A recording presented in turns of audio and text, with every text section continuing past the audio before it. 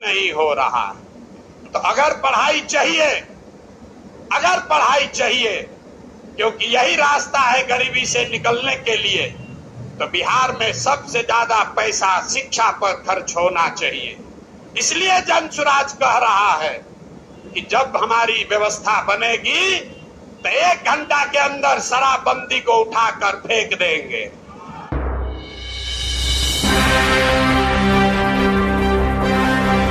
नमस्कार, बिहार मिथिला न्यूज में आपका स्वागत है। मैं हूं मनोज। देखिए, आज एक बात का विश्लेषण काफी आवश्यक है और ये चर्चा है प्रशांत किशोर का। ये सिर्फ हम ही नहीं कर रहे हैं, तमाम वो राजनीतिक दल के नेता और राजनीतिक दल के कार्यकर्ता कर रहे हैं। क्या प्रशांत किशोर इस बार 2024 का पहला चुनाव वो लड़ पाएंगे? 4 विधानसभा सीटों पर चुनाव होने हैं और प्रशांत किशोर अपना टारगेट बना रहे हैं।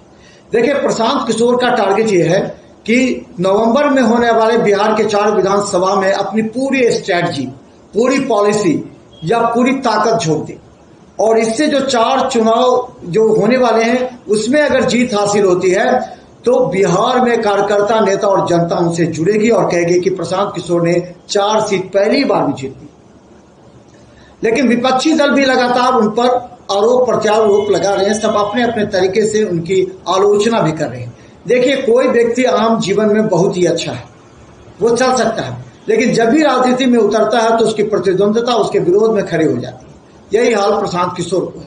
प्रशांत किशोर ने भले नरेंद्र मोदी का 2014 चुनाव जिताया होगा स्लोगन के साथ, ममता बनर्जी को जिताया, नीतीश तेजस्वी को जिताया, कई अन्य राज्यों में भी कई राजनीतिक दल को जिताकर सत्ता दिलाई।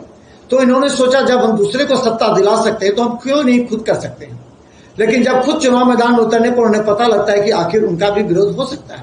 देखिए, आज हम प्रशांत किशोर के उन 3 बातों का जिक्र करना चाहेंगे जिसका पूरे बिहार में भी चर्चा है और जनता के बीच चर्चा है। पहला, देखिए, प्रशांत किशोर ने कहा कि जैसे वो सत्ता में आएंगे तो 1 घंटा में शराबबंदी को उखाड़ फेंकेंगे। उनके शब्द पर जरा गौर कीजिएगा। क्या शराबबंदी बिहार के हित में है?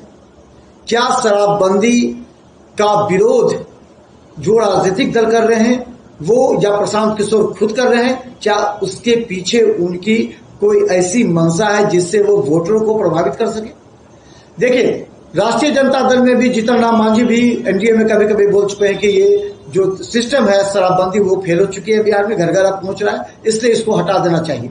लेकिन देखिए, शराब जब चल रहा था, लागू था 2012, ये 14 की बात है, 14 से पहले अगर हम बात करें, जब बिहार में शराब चल रही थी धड़ल्ले से, तो याद कीजिए उन तमाम महिलाओं का, अच्छे लोगों का सड़क पर चलना मुश्किल था। दिन में ही पी के टल हो जाते थे, यहां तक कि लोग सीधे पी करके किसी के घर में घुस जाते थे, झगड़ा करते थे, मारपीट करते थे और लोग उनके भय से, डर से खामोश हो जाते थे। थाना तक में कंप्लेन नहीं करते थे क्योंकि खाए पिए हुए है, मारपीट करेगा और फिर कुछ कर सकता है। और नशा में सबसे ज्यादा अपराध होता है। बात समझिए, अगर कोई नशा कर लिया तो नशा में क्या बोलेगा, क्या करेगा, वो उसके वश में भी नहीं होता। ऐसे में अपराध बढ़ेंगे, ऐसे में मारपीट की घटनाएं घटेंगी, ऐसे में हत्याएं बढ़ेंगी।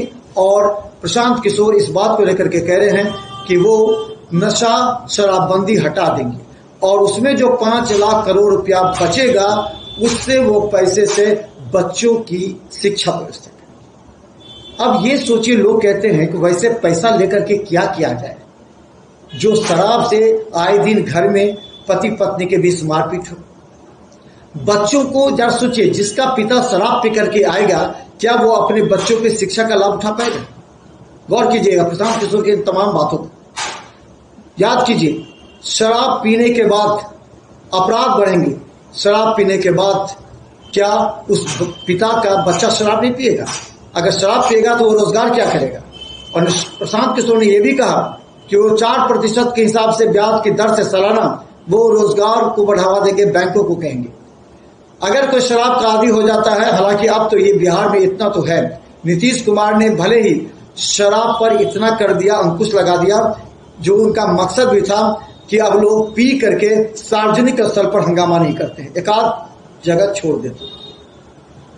शराब पीने के बाद वो घर में सो जाते हैं क्योंकि जिसकी आदत है वो आदत पुलिस भी नहीं सुधार सकती। लेकिन 70% लोगों ने अपना रूट बदला है, चुपचाप आते हैं घर में, पी के सो जाते हैं।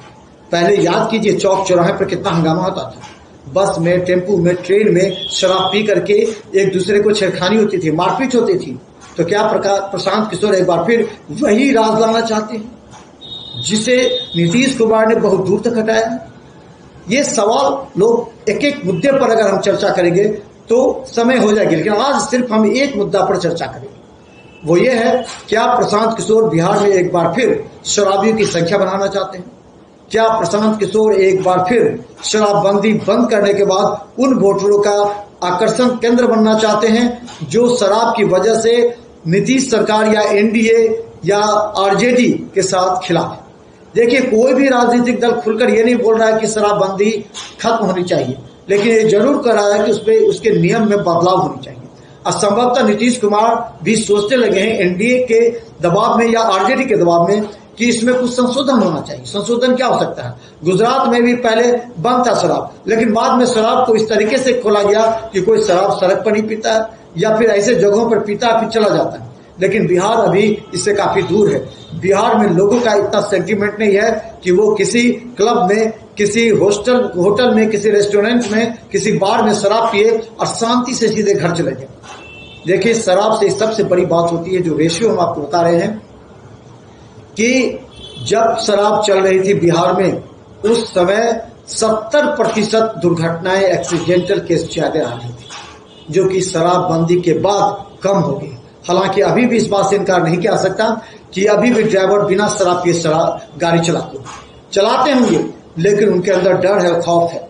तो अगर 70% दुर्घटना इससे बच जाती है, सड़कों पर मोटरसाइकिल चलाने वाले शराब पीकर चलाते थे, दुर्घटना होती थी, कार चलाने वाले दुर्घटना होती थी, शादी विवाह में मारपीट हो जाया करते थे, गोली चल जाया करते थे, कोई भी शादी बिना शराब पार्टी के नहीं चलती थी। एक बार फिर से प्रारंभ हो जाएगी। अब लोग शादी में जाएंगे तो शराब के नशे में जाएंगे, आपस में उलझ जाएंगे, मारपीट होगी, गोलीबारी चलेगी। तो ये तमाम बातें लोगों के मस्तिष्क में अभी भी नहीं आ रही है। और प्रशांत किशोर के प्रति जितना आकर्षण था, प्रशांत किशोर के प्रति जितनी आस्था लोगों की थी, वो धीरे धीरे उनके इस वक्तव्य के बाद समाप्त होने लगी है। क्योंकि लोग अब ये कहने लगे हैं कि प्रशांत किशोर शराबबंदी को हटा करके एक बार बिहार में फिर जंगल राज तो नहीं ला देंगे। हम इस खबर पर अपनी नजर बनाए रखे हैं, लेकर ये बिहार मित्र न्यूज, क्योंकि इसी एक एक मुद्दे पर प्रशांत किशोर के जो 3 मुद्दे हैं उसमें एक प्रमुख मुद्दा ये था।